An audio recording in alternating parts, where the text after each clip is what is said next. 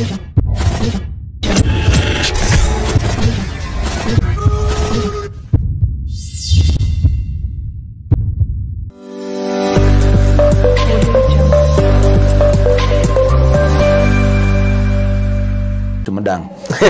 Dan di Bandung. Sebagian lebih ini kemiskinan ekstrim itu kenapa sih disebut kemiskinan ekstrim itu? Ya, kalau dulu kita bicara miskin saja, sekarang tuh ada yang lebih, istilahnya lebih parah lagi dari yang miskin. Assalamualaikum warahmatullahi wabarakatuh. Jumpa kembali di channel YouTube Info Inisiatif Progresif di acara Ngulik, Ngobrol Urusan Publik bersama saya Nandang Suherman. Teman-teman, kali ini kami kedatangan tamu istimewa, salah seorang aktivis di Kota Bandung, dan beliau sekarang ini sedang terlibat di urusan publik, terutama menyangkut dengan isu-isu kemiskinan di Indonesia, termasuk di Jawa Barat tentu saja.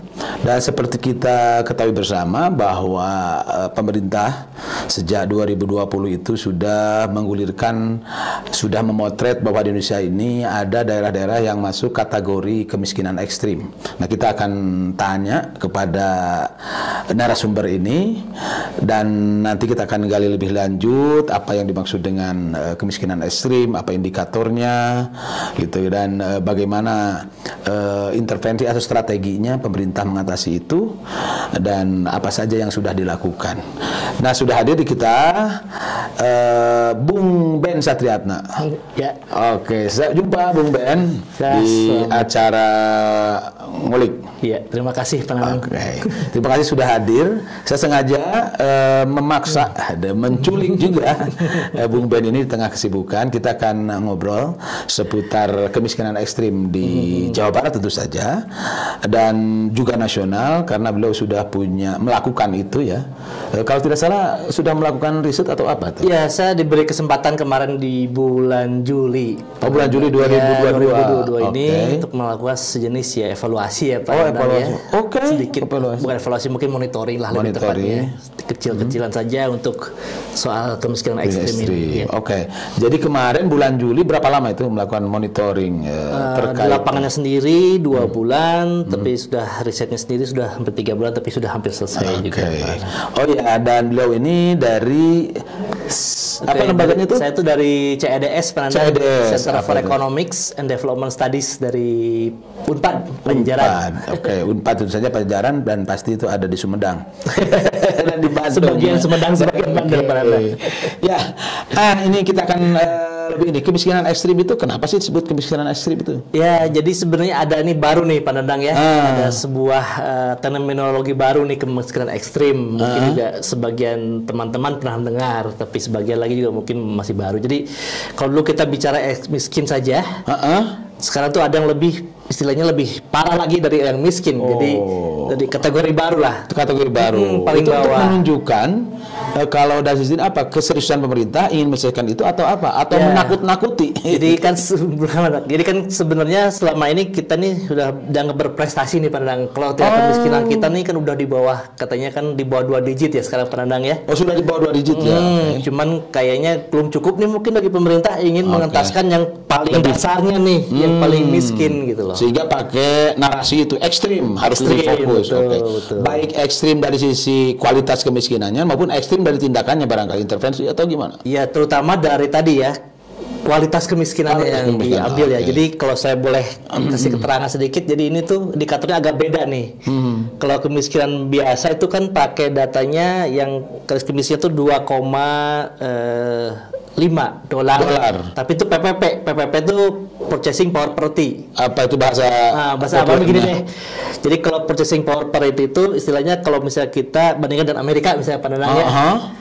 Harga pisang di Amerika itu misalnya $1, tapi kalau di kita misalnya Rp1.000, berarti $1 Amerika itu sama dengan Rp1.000 Indonesia. Jadi kita lihat barangnya Pak Nandang, bukan dari nilai dolarnya, tapi dilihat dari barang itu yang disebut PPP ya. Jadi kalau dulu tuh yang normal tuh miskin tuh $2,5 PPP. Dilihat dari nanti konsumsi, 2,5 pengeluaran. Kalau di kita biasanya dari pengeluaran, pengeluaran, tidak konsumsi. Pengeluaran untuk seluruh atau untuk makan atau untuk seluruh. Jadi seluruh. ini kesejahteraan ya. Kesejahteraan. Oke. Dan kalau yang ekstrim ini indikatornya lebih bawah lagi, $1,9 PPP. Oke. Gitu ya. Itu bisa dikonversi ke dolar 1,5 1,9 kalau dolar sekarang kalau dirupiahkan kurang lebih 12 ribuan per kapita per hari itu konsumsi orang tuh.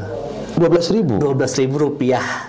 Oke. Padahal $1 ada. Kalau $1 kan sekarang 15.000 ya. Tapi kalau di PPP nggak gitu, karena kan tadi kita barang yang sama. Ini penting nih karena banyak yang memahami pakai 1,9 atau 2,5 yang tadi itu dikalikan dikonversi dengan harga dolar sehingga harus sekian puluh ribu kan gitu. Padahal bukan di situ PPP namanya. PPP namanya. Jadi purchasing power rate itu tadi barang yang dilihat. Dari barang. Oke, jadi senilai kalau dirupiahkan barang yang dibutuhkan itu sekitar 12.000 rupiah per hari per orang. Jadi kalau satu keluarga ada 5 orang, 5 kali 12. Ya, berarti 60.000 per hari. Sebulan berarti sekitar 3 juta ya. Ya kalau 60.000 berarti 1.800. 5 keluarga kali 60. Kan 60.000 per hari kali 30. 1,8. Oke, kalau dengan asumsi 5 anggota keluarga. Oke, jadi sudah rata-rata di ini ya UMP atau apa itu yang per bulan kan 2, sekian ya. Jadi masih ada sisa ya kalau di situ. Oke. Nah, kalau konteks Indonesia sih hari ini apakah itu dari sisi data ya? Itu kemiskinan ekstrim itu trennya dalam 3 tahun terakhir ini seperti apa di nasional maupun Jawa Barat? Jadi kalau di nasional tuh per data terakhir ya yang saya pegang ini ada sekitar 4% penduduk Indonesia tuh atau 10,8 10,9 juta ya. 10,9 juta jiwa. Jiwa ya, oke. Jadi 10,8 juta jiwa itu yang termasuk dalam kategori tadi dia pengeluarannya di bawah standar tadi. 1,9 dolar. Oke. Jadi di nasional. Kalau Jawa Barat seperti apa nih? Jawa Barat sendiri kalau kita lihat jumlahnya, karena kita ambil data BPS saja misalnya Pak Nandang ya. Yang ekstrim ini di 2022 ya. Kita hitungnya pakai Maret ya. Kalau BPS itu yang terakhir itu Maret 2022 itu ada 941.000 jiwa. 900. Jadi di bawah 1 juta ya. Sementara kalau kemiskinan yang non ekstrim ada berapa? Kalau yang non ekstrim itu ada di 4 juta. 4 juta ya. 4.200.000-an. Oke, berarti yang 1 juta kurang itu yang ekstrimnya. Seperempatnya itulah ekstrim lah. Dari total yang miskin di Jawa Barat ya. Oke, karena seperti itu dan sudah dipetakan ya. Itu kalau Jawa Barat tertinggi nggak yang kemiskinan ekstrim di nasional? Kalau di saya belum mengcompare ya antar wilayah, tapi kalau dalam Jawa Barat sendiri ada beberapa daerah yang memang cukup tinggi ya. Iya. Di daerah sendiri, di Jawa Barat sendiri. Tapi kalau secara umum sih mungkin nasional di daerah timur ya kalau lihat persentase. Tapi kalau jumlah bisa jadi Jawa Barat cukup tinggi. Karena jumlah penduduk. Betul. Oke, kita ngobrol ke Jawa Barat. Itulah potret Jawa Barat. Bukan potret. Itulah informasi Jawa Barat yang kemiskinan ekstrim di bawah 1 juta ya, 900.000-an. Ya, 950-an lah ya kalau kita mau pakai. Oke, dan ini di Jawa Barat sudah ada intervensi untuk itu. Yang 4 atau berapa tahun berapa tuh? Jadi sistemnya memang ini kalau tadi Pak Nandang ya bicara bagaimana sih cara mengentaskan si kemiskinan ekstrim ini ada 3 sih sebenarnya perkataannya. Pertama adalah dia tuh mencoba membantu tingkat konsumsi ya Pak Nandang ya, menurunkan beban pengeluaran. Nah, itu misalnya dengan subsidi, bansos dan lain sebagainya. Terus ada juga meningkatkan pendapatan. Meningkatkan pendapatan tuh dengan misalnya dengan program pemberdayaan dan sebagainya. Dan terakhir itu akses terhadap pelayanan publik. Berarti ada 3 itu strategi mungkin strategi nasional. Strategi nasionalnya itu satu yang tadi menurunkan pengeluaran sehingga dia harus diintervensi melalui bantuan-bantuan langsung itu. Yang kedua meningkatkan income si miskinnya ya. Yang ketiga meningkatkan akses kepada sumber-sumber ekonomi. Atau sumber-sumber publik umum. Artinya dia bisa berdaya juga. Berarti si miskin ini lebih didekatkan agar tidak ada beban untuk mengakses layanan publik.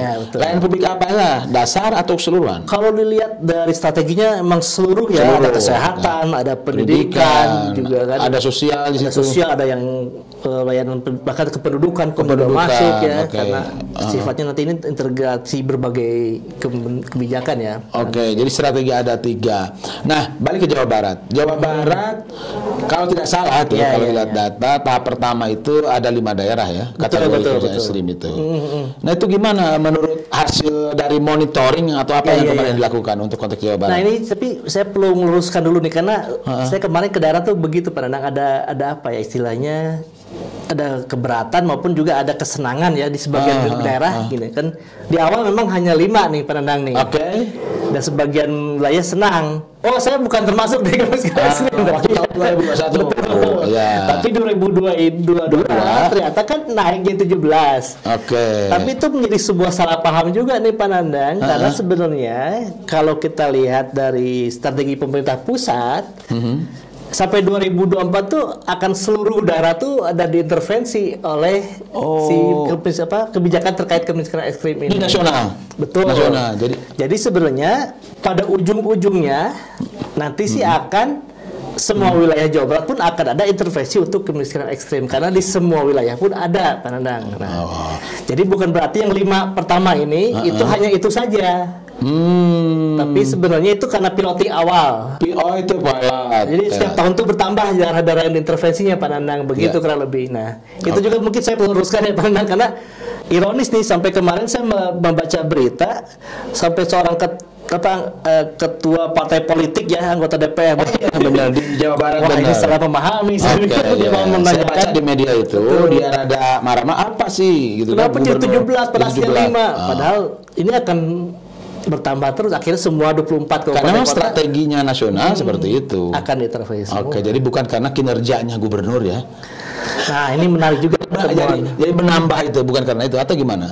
Bukan. Sebenarnya kalau untuk yang tadi penambahan wilayah yang intervensi itu murni dari memang strategi pusat bertahap. Oke. Jadi sampai 2024 ya, karena targetnya kan 2024 itu 0. Harus 0.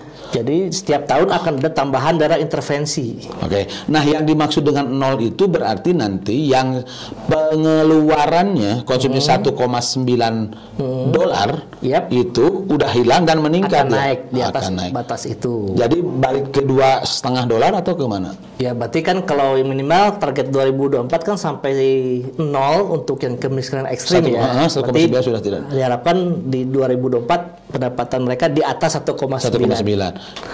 Oke. Kalau gitu kita balik ke Jawa Barat. Nah, ini karena seringkali isu kemiskinan ini menjadi politis ya, apalagi nanti menjelang biasalah event-event politik gitu kan. Dan ini seringkali dijadikan ukuran-ukuran ini kinerja kepala daerah yang itu. Sementara menurut Bung Ben sendiri seperti apa ini? Kita harus letakkan kemiskinan ini. Kalau untuk mengukurnya sejauh mana pemerintah ini concern ya di sana, dilihat ada, saya lebih senang menyoroti ada ini namanya, untuk menangani kemiskinan ini sebenarnya ada suatu tim khusus namanya tuh tim koordinasi penanggulangan kemiskinan. Itu di pusat, di tingkat provinsi sampai ke tingkat kabupaten kota. Jadi kalau di pusat tuh kan TNP2K ya, itu sebenarnya sekretariatnya saja. Tim Nasional Percepatan Pengentasan Kemiskinan ya. Nah, kalau di daerah itu ada namanya tim koordinasi penanggulangan kemiskinan daerah. Baik di tingkat provinsi maupun di tingkat kabupaten kota. Nah, kalau mau lihat sejauh mana pemerintah concern terhadap isu kemiskinan ini, kita lihat aja kinerja si TKPKD ini. Jadi ukurannya itu aja yang paling salah satu ya, karena dia tuh ujung tombaknya. Nah, bagaimana menurut Bung Ben itu untuk konteks Jawa Barat? Karena kemarin dimonitor kan? Betul. Mungkin saya jelaskan sedikit ya, si TKPKD ini apa ya Pak Nandang. Jadi sebenarnya ini kepalanya tuh si wakil gubernur atau wakil wali kota atau wakil bupati. Leading sektornya Sekda, tapi pelaksananya tuh Bapeda. Dan ini multi stakeholder, bahkan orang non pemerintah pun sebenarnya harus masuk ke sini. Di tim itu. Betul. Nah, salah satu output yang harus dihasilkan oleh tim ini adalah membuat sebuah dokumen perencanaan. Nah, ini kalau untuk kemiskinan ada agak beda nih. Jadi kalau di pembangunan ada apa? RPKD ya. Iya, RPJMD. RPK, Rencana Kerja Pemerintah Daerah, RKPD. RKPD. Kalau itu dibalik sedikit, jadi RPKD. RPKD Pengentasan Kemiskinan Daerah. Oke, itu tuh berapa tahun itu biasanya? Sama, itu 5 tahunan. 5 tahun. Oke. Nah, kalau kita lihat Jawa Barat, sayangnya saya sampai detik kemarin mencoba mencari itu dokumen waktu melakukan monitoring itu. Betul. Dan juga saya masih penasaran nih dengan Jawa Barat, ternyata belum ditemukan, Mananda. Jadi belum ada dokumennya yang berwujud dokumennya. Dua kemungkinan, Mananda. Apakah dokumennya nggak ada atau memang ini tidak terinformasi kepada publik, karena kalau saya boleh sharing di daerah lain tuh ada, Mananda. Ada berupa dokumen. Bisa saya ambil contoh ya, bukan ini terkait dengan apapun, tapi di Jawa Tengah yang saya temukan, dia sudah membuat sebuah peraturan gubernur. Ada pergubnya. Ada pergub, strategi penanggulangan kemiskinan daerah untuk periode 4 tahunan. Oke. Jawa Tengah ya yang saya lihat. Dan Jawa Barat saya tidak ada, bahkan tidak ada atau tidak ditemukan. Tidak ditemukan ya. Tapi kan gini. Klaimnya ada nggak waktu kemarin ngobrol dengan itu hasil monitoring? Nah, saya kemarin kan datangnya ke daerah. Oh iya. Saya coba konfirmasi nih di daerah. Pernah mendengar nggak dokumen ini? RPKD. Betul, dari tingkat provinsi. Belum, bahkan kemiskinan ekstrim pun katanya saya baru dengar. Itu. Nah, itu yang menarik ya jawabannya, Pak Nanang ya. Iya. Jadi cerita juga ke temuan daerah, bahkan ya TKPKD-nya saya tanya sejauh mana sih Anda berkoordinasi TKPKD baik yang di kabupaten maupun dengan yang provinsi. Mereka kesulitan sepertinya Pak Nanang menjawab kapan sih terakhir saya koordinasi dengan provinsi, katanya. Oke. Itu menunjukkan apa? Artinya seperti itu, apa koordinasi ya Pak Nanang. Koordinasi yang memang tipikal ya Pak Nanang ya di negara ini. Sering dipidatokan sebetulnya ya koordinasi, tapi dalam tindakannya, implementasinya yang seringkali orang ya termasuk saya gitu juga rada bingung gitu. Yang koordinasi itu dalam bentuk apa realnya? Oke, balik lagi ke yang tadi. Ini ada dokumen semestinya ya. Kalau lihat di KWD, sebenarnya Jawa Barat belum ditemukan pada saat itu dikonfirmasi ke daerah. Di daerah sendiri ada nggak sih? Yang kembali dikunjungi apa tuh? Daerah yang saya mengunjungi itu Jawa Barat, Tasik. Tasik. Oh, Kota Tasik. Oke, menarik nih. Kota Tasik itu kalau di data BPS kan termasuk daerah tertinggi persentase miskin. Oke, di Jawa Barat ya. Betul. Nah, gimana nih kalau kemarin hasil di ini? Ya, mereka pertama ketika kita konfirmasi soal itu, hal yang keluar adalah keberatan dengan status itu, Pak Nandang. Oh, keberatan. Dengan alasan apa itu? Katanya ini kayaknya BPS salah hitung nih, katanya. Karena dia kembali menjelaskan ya, memang saya temukan di data ada lonjakan yang sangat tajam ya untuk Kota Tasik ya. Ya, 2008 ya, Pak Nandang ya. 300% itu. Jadi 2008 mulai dari 9%-an dia tuh tiba-tiba melonjak ke 26%. Dan itu menjadi sebuah alasan yang terus disonikan bahwa dipertanyakan terus ya bahwa kami seharusnya tidak menjadi dalam persentase paling miskin ya, gitu ya. Jadi kalau dari teman itu saya melihat apa ya, ada sebuah penyangkalan yang cukup kuat dulu ya. Jadi ketika dibilang daerah ini ada yang miskin nggak? Ada, tapi nggak sebanyak yang dibilang orang lah. Itu kesan pertama yang saya dapat ya. Tapi kembali kan tadi yang saya bilang, saya ngeceknya dengan kinerja TKPKD-nya ya Pak Nandang ya. Terus saya tanya, TKPKD ini punya nggak Tasik? Saya bilang punya. Dokumennya? Bukan, lembaganya. Kita bicara lembaganya dulu. Lembaganya. Ada katanya, lembaganya sudah dibentuk. Lalu sering apa Anda berkoordinasi? Nah, di sana mungkin agak kebingungan lagi. Dan alasan, selama COVID kami tidak berkoordinasi katanya gitu ya. Dan untuk Tasik memang agak unik nih Pak Nandang, karena memang dia kan tidak punya wakil wali kota ya Pak Nandang. Karena ya ini teman-teman kan Tasik itu setelah kena kasus wali kotanya Budi Budiman itu dan diganti oleh wakilnya, dan karena wakilnya itu kurang dari 18 bulan dan menurut regulasi tidak harus ada wakil ya. Sehingga dia kosong. Nah, itu juga menjadi keunikan sendiri di Tasik ya, hanya di sebuah hambatan tersendiri bagi TKPKD. Tapi kembali memang secara struktur kan memang wakil wali kota ya. Tapi kan secara operasional itu kan Bapeda ya. Lalu saya tanya koordinasi Bapeda dengan wilayah-wilayah lain bagaimana soal isu kemiskinan. Indikator yang saya temukan misalnya begini, yang agak kelihatan soal sejauh mana pakai concernnya terhadap kemiskinan. Misalnya saya tanya, apakah ketika membuat program terkait kemiskinan Anda pakai database yang namanya, kalau di kemiskinan kita punya yang jargon yang kuatnya itu datanya DTKS namanya. DTKS. Data terpadu kesejahteraan sosial. Kan? Itu kan database. Nah, kenapa saya menyebutkan itu? Karena kan kalau kita bicara kemiskinan ekstrim, ini harus benar-benar keraknya itu kan harus benar-benar orang yang dituju pada sasarannya harus betul, jelas. Sehingga data itu menjadi penting. Kalau Anda intervensi kemiskinan ekstrim, nggak bisa lagi pakai sebuah kebijakan makro. Karena tadi kan saya sebutkan ya Pak Nandang ya, bentuknya kan pembantuan tingkat konsumsinya kita bantu. Dan itu jelas harus orang yang diintervensikan. Subsidi segala macam juga jelas. Pendapatan kita tingkatkan orangnya. Nah, itu indikator ketika tanya apakah ketika Anda membuat sebuah kebijakan terkait kemiskinan pakai nggak data DTKS? Pakai, tapi hanya dinas sosial saja. Dan 2 dengan dinas kesehatan.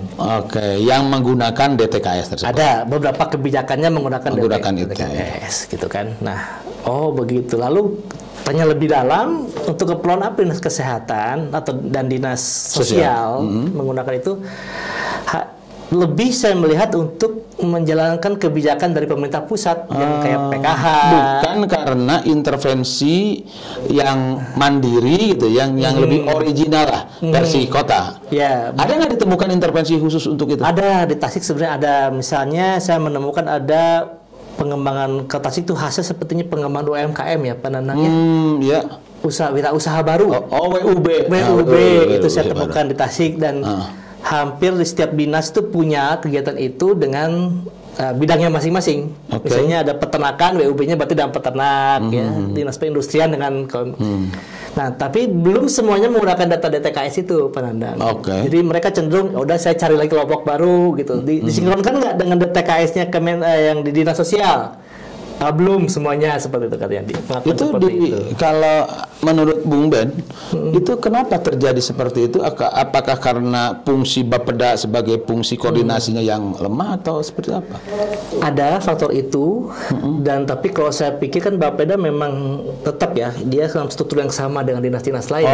Satu level ya, eselon 2. Sebenarnya benar Bapeda tuh agak susah kalau dia harus memaksakan memaksa dalam tanda kutip dinas lain ya. Harusnya memang ada yang lebih tinggi dari dia, apakah sekda atau wali kota ya kalau dalam kasus Tasik. Ditemukan nggak itu? Itu yang tergali nggak? Saya pikir belum berjalan ya. Jadi inisiatif itu masih antar dinas saja gitu. Kalau dinas misalnya gini, kenapa saya tanya ya tadi kan salah satunya dinas kesehatan ya. Kenapa dinas kesehatan kok butuh DTKS? Ke dinas sosial minta. Karena saya punya kebijakan, ini juga kebijakan khas Tasik adalah